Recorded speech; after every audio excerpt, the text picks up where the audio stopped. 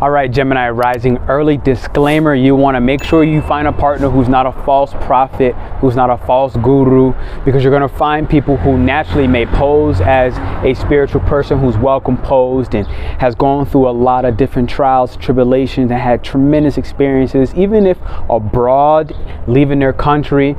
But don't let that fool you as them being wise. That's your Sagittarius 7th house. That's your shadow behavior. Pretending to be wiser than you are. Be willing to ask questions and be willing to accept that your partner is going to be somebody sensitive and compassionate, very caring and giving, but also stoic in nature. Really should have their emotional world in check because they take time for themselves to reflect. All right. Gemini rising, this is your dating and sex life video. Hit the likes and a thumbs up early.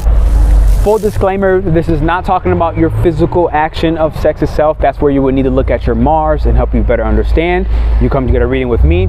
And more importantly, the most important thing for you is going to be checking out your Mercury placement as well as your Jupiter placement. Jupiter is going to be the ruler of your Sagittarius shadow self. And then Gemini and Mercury is going to be the ruler of the fact that you're a Gemini rising, Gemini sun, whatever you may be.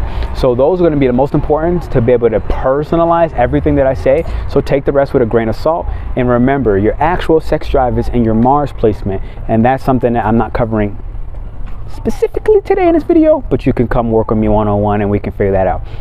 Thumbs up, likes button. See you soon and enjoy the video.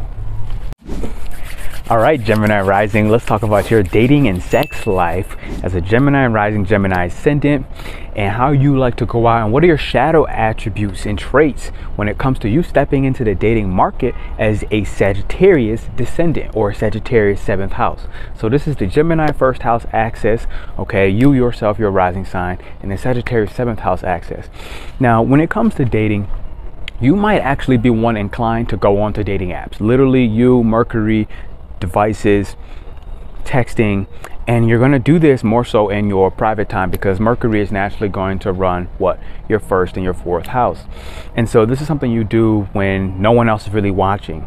No one really understands how much you really be on technology and researching and discovering. And so if it's not the dating app, it depends on your time and generation, right? Depending on how old you are. At some point, somebody is alive right now with a Gemini rising where dating apps didn't exist. And you might have been somebody looking at Zodiac forecast in a newspaper, depending way back in the day, or actually just going to meet somebody on a walk somewhere in like a Central Park where you were, again, kind of just doing some bird watching, right? Something like that if you're that old, right? And or if you're just that archaic in energy, right? Because you don't have to be old because I do that. Right, I do that, and I grew up in an age where dating apps existed. Now, when I look at some of your shadow traits and attributes, you may seem like you're shy up front, but in reality, on your shadow side, like you're actually very much, you have an explosive character. That Sagittarius 7th house has that ego, and even sometimes the Arians of Zeus. And so you got to really look and check in with yourself with that. Because you're a Gemini rising, you may be able to keep a really cool external persona where Gemini is a natural symbol of neutrality, meaning you can keep a stone cold face as Gemini rising. Most Gemini rising I've met, honestly, a lot of them have been super freaks, if I'm being honest, but you're never going to know that. Like, you'll never see that within them. So when it comes to your dating and sex life, this is something important to kind of understand about yourself, right? Because when you're dating somebody, they may really like you, but they may hold off and kind of reserve themselves and take their own inner peace and not show you how much they care, not show you how much they love you, not show you how much they want to open up to you and commit and be tremendously loyal to you. Because 7th house Sagittarius is a tremendously loyal sign, but if it doesn't feel that commitment, if it doesn't feel like there's a certain amount of faith within the relationship, then they're gonna actually be very spontaneous and spunky and promiscuous, right? This can happen, but it generally is only going to happen if they don't feel that you're somebody they can commit to. So Gemini rising, understanding you are somebody who wants to be in a committed relationship. You want somebody that when you take the time to reflect in your privacy, okay, your fourth house would be Virgo. So when you take the time to reflect in your privacy, Virgo fourth house is like, look, I want to look at the facts. Why? Because when you're out in public, the 10th house is your Pisces. Pisces 10th house, all right, when it comes to you dating and you being out in society, the high society, being at these beautiful dashing dining. You want to be in the most fantasy driven Cinderella type story. So whether you're male or female, that actually doesn't matter. It's important to notice about yourself that Pisces in the 10th house, when they're on public, they want to be loved, they want to be romanced, they want it to look, feel, and be a freaking movie. And so this is what I find is really awesome about you, Gemini rising, when it comes to your dating and sex life. It's like you have the ability to create that fantasy. Now, what you're also going to realize is you might be really meeting people, and when you're in these more promiscuous stages of dating, it's going to be when you're in the stages of drinking a lot. Okay, Pisces in the 10th house is a big drinker. All right, it's a social drinker. It's somebody who will fall into peer pressure. It's somebody who, when you say chug chug chug, they'll be the one. They may be too shy to go ahead and say that themselves, unless they really are, you know, somehow created some intimate relationship with you and they open up to you. But if that hasn't happened, they're likely the one being influenced when they're on public, and that's going to create a lot of delusion about who are the people you're dating, about is this real, or is it a fairy tale that you created and allowed by allowing yourself to be peer pressured, and most importantly by not taking the time in your dating life to make sure you actually reserve yourself and stay home alone. Okay, because you're gonna like to meet a lot of people, and not all of them you're going to be dating. But when you're in a dating and the sex life stage of your life, let's say 20s to 30s even, you're open, you want to talk to people, you want to create a lot of connections, and you actually create a lot of enemies. So you're going to be able to filter through the enemies that you're dating when it comes to how they're really showing you the negative, unhealthy habits that you possess. And that's one thing that happens with a Gemini rising, all right, when they're in their dating and sex life. Like, you will meet a lot of people that will show you the shadow aspects of your mind and your dating life that actually you are here to get rid of. Okay, and it's literally you and your physical body. So a lot of your thoughts and your feelings that you don't express when it comes to your relationships, they're going to get stored in your body, and they're going to cause different ailments, and they're going to probably give you shortness of breath. They're going to make you feel a little more resistant to opening up to somebody that you really like, that you really love. And this is one that you're here to really kind of manifest and create a divine partner, somebody who's very deeply spiritual in nature. But when you're in these superficial social mannerisms and you haven't really taken the time to get rid of your family conditionings on how they dated, okay, and mostly it's going to be your most caring parent, or the parent who cared for you in a physical way the most, right? Where you might have both parents there, but maybe your mom is the one to actually give you more food and cook you meals and do the day-to-day things, and maybe the dad was just off to work, right?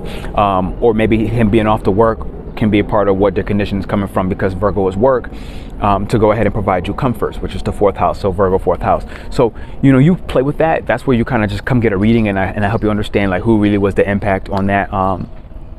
Or you can also, I want to say, check the Sagittarius rising dating and sex life video to understand your shadow side, right? To understand the other side of what could happen, how this can manifest. So I have that video out there. I try to put it up on screen. Now, with that being said, take the time in between your dates to make sure you do give 1, 2, 3 days in between meeting again. That doesn't mean you can't talk to them in the meanwhile and text them, but tell them, you know, open and honestly, because this is one of your shadow behavior is to be very, very honest. It's to be very, very truthful, and to not fall into the social pressures. And this is something that could happen, all right, where you could find yourself being in this electric, I want to go today, tomorrow, the next day, the next day, the next day, and before you know it, you won't even blink. You'll be in the fairy tale, and you would have dated every single day, maybe even had sex on each one of the occasions once you had sex. Okay, not saying that you're gonna have sex on the first day, second day, third day, not saying that you won't and you can't, because this is a symbol that definitely can do that, especially when they're in their shadow behaviors. Okay, and once that chemical reaction starts and connects, it's that much harder for you to go ahead and think rationally, like you're here to do partially as a Gemini rising. You're here to be able to see, think, feel rationally, and take time to observe what information have you collected about you yourself in the dating environment around your neighborhood, okay, whatever city you live in. Who are you? Which parts of you are real? Which parts of you are just falling into what society does? If I'm a male, I'm a black male, like this is what all black men do. Are you falling into that? If I'm a female and I'm Polish, like what are the people like in my environment? What are the Polish female women like in my environment? Do you fall into that narrative? Because the real shadow behavior behind you is to actually, Sagittarius 7th house, take a lot of time away for yourself.